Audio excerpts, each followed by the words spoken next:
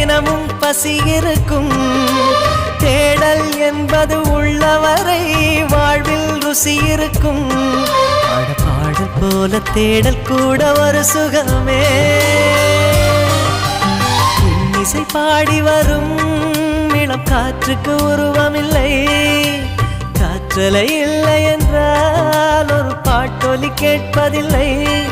ஒரு காலம் வருகையில் உள்ளம் கொள்ளை போகுதே. ஆனால் காற்றின் முகவரி கண்கள் அறிவதில்லையே. இந்த வாழ்க்கையே ஒரு தேடல் தான்.